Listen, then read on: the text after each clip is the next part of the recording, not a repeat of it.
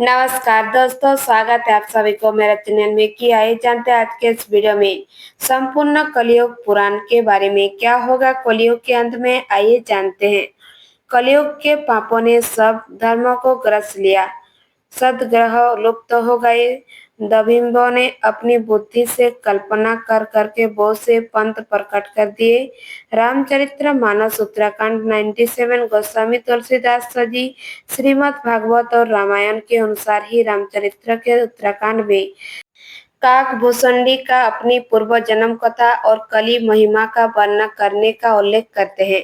कई हजार वर्ष पूर्व भागवत के सुखदेव जी ने जिस बारीकी से और विस्तार के साथ कलयुग का वर्णन किया है, वह हमारी आंखें खोलने के लिए काफी है। आज उसी वर्णन अनुसार ही घटनाएं घट रही है और आगे भी जो लिखा है वैसे ही घटेगा। कलयुग यानी काला युग, कलह कलेश का योग।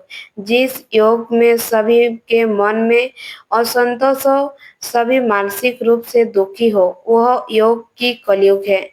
इस योग में धर्म का सिर्फ 1/4 अंश ही रह जाता है। कलयुग का प्रारंभ 3102 ईस्वी पूर्व में हुआ था। श्रीमद् भागवत पुराण और भविष्य पुराण में कलयुग के अंत का वर्णन मिलता है। कलयुग में भगवान कली का अवतार होगा, जो पापियों का संहार करके फिर से सत्ययुग की स्थापना करेंगे। कलयुग के अंत और कली का अवतार के संबंध में अन्य पुराणों में भी इसका वर्णन मिलता है। कब होगा कलयुग का अंत? मनुष्य का 1 मास, पितरों का 1 दिन रात, मनुष्य का 1 वर्ष, देवता का 1 दिन रात, मनुष्य के 30 वर्ष, देवता का 1 मास, मनुष्य के 360 वर्ष, देवता का 1 वर्ष दिव्य वर्ष, मनुष्य के 4,32,000 वर्ष, देवताओं के 1200 दिव्य वर्ष, अर्थात एक कलयुग। मनुष्य के 8,64,000 वर्ष, देवताओं के 2400 दिव्य वर्ष, अर्थात एक द्वापर युग। मनुष्य के 12,96,000 वर्ष, देवताओं के 3600 दिव्य वर्ष, अर्थात एक त्रेता युग। मनुष्य के 17,28,000 वर्ष, अर्थात देवताओं के 4800 दिव्य वर्ष, अर्थात एक सत्ययुग। इस सब का कुल योग मानव के 43,02,000 वर्ष, अर्थात 1200 दिव्य वर्ष, अर्थात एक महायुग या एक चतुर्थी चक्र। इस मान से कलयुग का काल 4,32,000 साल लंबा चलेगा। अभी कलयुग का प्रथम चरण ही चल रहा है। कलयुग का प्रारंभ 3102 ईस्वी पूर्व से हुआ था, जब 5 ग्रह मंगल, बुध, शुक्र, बृहस्पति और शनि मेष राशि पर और डिग्री पर हो गए थे। इसका मतलब 3102 ईस्वी से 2016 या 5,118 वर्ष कलयुग के बीत चुके हैं और 42,68,082 वर्ष अभी बाकी है। अगले पन्ने पर जानिए क्या होगा कलयुग के अंत में। मनुष्य की औसत आयु 20 वर्ष ही रह जाएगी। 5 वर्ष की उम्र में स्त्री गर्भवती हो जाया करेगी। 16 वर्ष में लोग वृद्धा हो जाएंगे और 20 वर्ष में मृत्यु को प्राप्त हो जाएंगे। इंसान का शरीर घटकर बना हो जाएगा। ब्रह्म वैवर्त पुराण में बताया गया है कि कलयुग में ऐसा समय भी आएगा जब इंसान की उम्र बहुत कम रह जाएगी, युवा अवस्था समाप्त हो जाएगी। कली के प्रारंभ से प्राणियों के शरीर छोटे छोटे छिन्न और रोगग्रस्त होने लगेंगे। श्रीमद् भागवत द्वादश स्कंद में कलयुग के धर्म के अंतर्गत श्री सुखदेव जी परीक्षातीत से कहते हैं, जो जो घोर कलयुग आता जाएगा तो उत्तरतर धर्म, सत्ता, पवित्रता, क्षमा, दया, आयु, बल और स्मरण शक्ति का लोभ होता जाएगा। अर्थात लोगों की आयु भी कम होती जाएगी जब कलिका बढ़ता चला जाएगा। कलिका के अंत में जिस समय कलिका अवतार अवतरित होंगे, उस समय मनुष्य की परम आयु केवल 20 या 30 वर्ष होगी। जिस समय कलिका अवतार आएंगे, चारों वर्गों के लोग क्षुद्र के समान हो जाएंगे। गायें भी बकरियां की तरह छोटी छोटी और कम दूध देने वाली हो जाएगी। क्या खाएगा मनुष्य? कलयुग के अंत में संसार की ऐसी दशा होगी कि अन्न नहीं उगेगा। लोग मछली मांस ही खाएंगे और भेड़ और बकरी का दूध पिएंगे।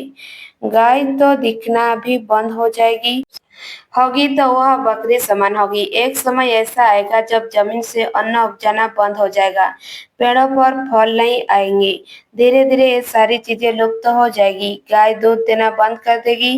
कैसा मनुष्य का स्वभाव, स्त्री कठोर स्वभाव वाली हो, कड़वा बोलने वाली होगी, वो ये पति की आज्ञा नहीं मानेगी। जिसके पास धन होगा उसी के पास स्त्री रहेगी।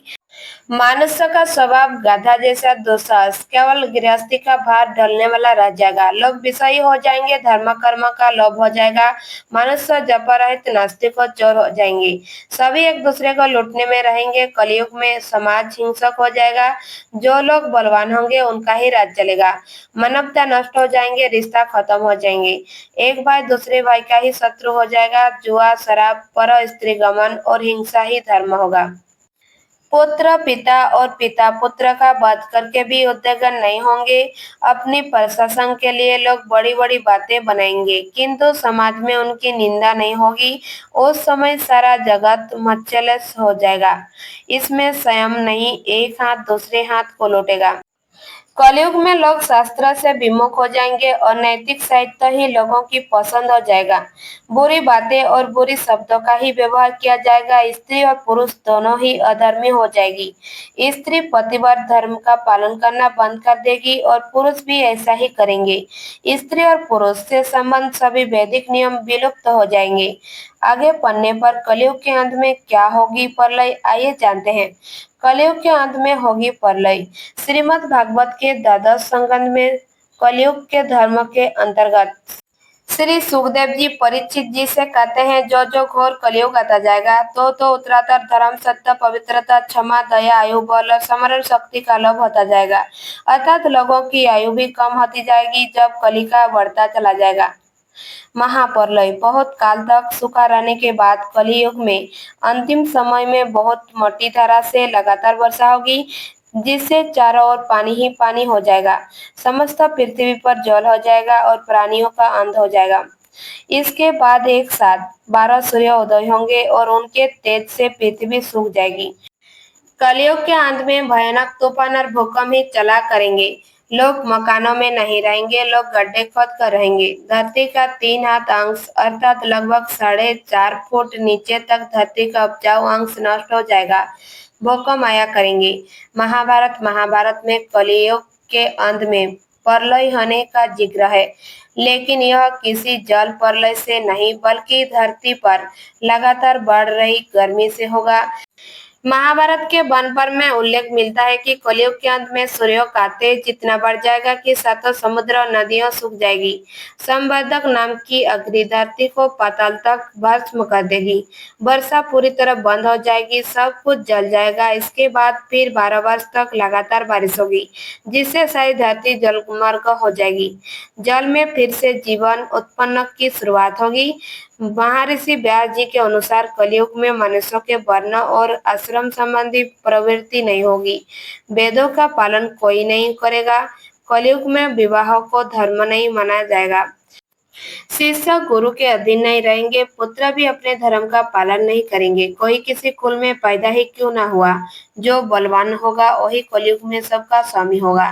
सभी वर्ण के लोग कन्या बेचकर निर्वाह करेंगे। कलयुग में जो भी किसी का वजन होगा वही शास्त्र माना जाएगा। कलयुग में थोड़े से धन से मनुष्यों में बड़ा घमंड होगा। स्त्रियों को अपने केशों पर भी रूपवती होने का गर्व होगा। कलयुग में स्त्रियां धनहीन पति को त्याग देगी। उस समय धनवान पुरुष ही स्त्रियों का स्वामी होगा। जो अधिक देगा उससे ही मनुष्य अपना स्वामी मानेंगे। उस समय लोग प्रभुत्व के ही कारण संबंध रहेंगे। द्रव्य राशि घर बनाने में ही समाप्त हो जाएगी। इससे दान पुण्य के काम ही नहीं होंगे और बुद्धि धन के संग्रह में ही लगी रहेगी। सारा धन उपभोग में ही समाप्त हो जाएगा। कलयुग में स्त्रियां अपनी इच्छा के अनुसार आचरण करेगी। हाव भाव विलास में ही उनका मन लगा रहेगा। अन्याय से धन पैदा करने वाले मनुष्यों में उनकी आसक्ति होगी। कलयुग में सब लोग सदा सबके लिए समानता का दावा करेंगे। कलयुग की प्रजा बाढ़ और सूखे के भय से व्याकुल रहेगी। सबके नेत्र आकाश की ओर लगे रहेंगे। वर्षा न होने से मनुष्य तपस्वी लोगों की तरह फल मूल और पत्ते खाकर और कितने ही आत्मघात कर लेंगे।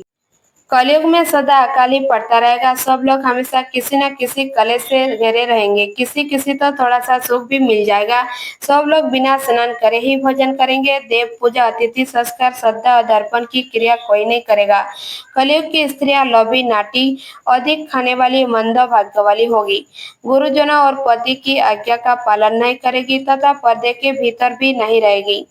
अपना ही पेट पालेगी, क्रोध में भारी रहेगी, देह शुद्धि की और ध्यान नहीं देगी तथा असत्य और कटु वचन बोलेगी। इतना ही नहीं, वह दुराचारी पुरुष से मिलने की अभिलाषा करेगी।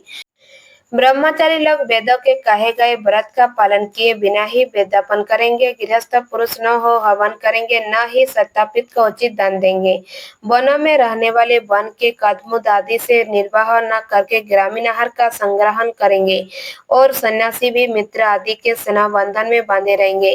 कलयुग आने पर राजा प्रजा की रक्षा न करके बल्कि कर के बहाने प्रजा के ही धन का अपहरण करेंगे। अधम मनुष्य संस्कारहीन होते हुए भी पाखंडी का सहारा लेकर लोगों ठगने का काम करेंगे। उस समय पाखंड की अधिकता और अधर्म की वृद्धि होने से लोगों की आयु कम होती चली जाएगी। उस समय 5, 6 अथवा 7 वर्ष की स्त्री और 8, 9 या 10 वर्ष की पुरुष से ही संतान होने लगेगी। घोर कलयुग आने पर मनुष्य 20 वर्ष तक भी जीवित नहीं रहेंगे। उस समस्त लोग मंदबुद्धि, व्यर्थों के चिंतन धारण करने वाले, बुरी सोच वाले होंगे। लोग ऋण चुकाने बिना ही हड़प लेंगे तथा जिसका शास्त्र में कहीं विधान नहीं है, ऐसे यज्ञ का अनुष्ठान होगा। मनुष्य अपने को ही पंडित समझेंगे और बिना प्रणाम के ही सब कार्य करेंगे। तारों की ज्योति फीकी पड़ जाएगी, दोनों दिशा विपरीत होगी।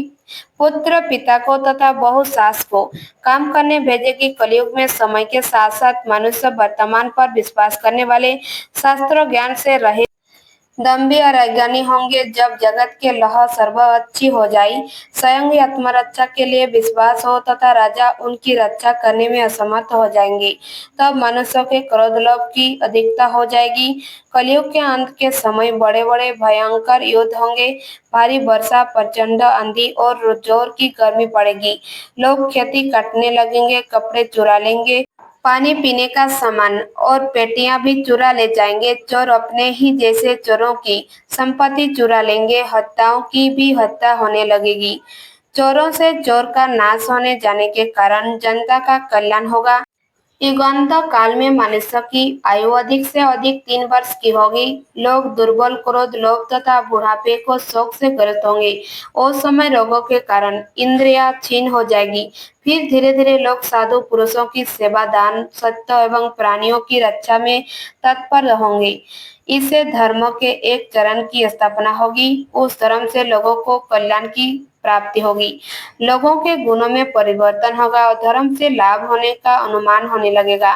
फिर श्रेष्ठ क्या है, इस बात पर विचार करने से धर्म ही श्रेष्ठ दिखाई देगा। जिस प्रकार कर्म से धर्म की हानि हुई थी, उसी प्रकार धीरे धीरे प्रजा धर्म की वृद्धि को प्राप्ति होगी। इस प्रकार धर्म को पूर्ण रूप से अपना लेने पर सब लोग सत्ययुग देखेंगे। धन्यवाद। अगर मेरा चैनल आपको पसंद आया तो प्लीज लाइक सब्सक्राइब जरूर कीजिएगा।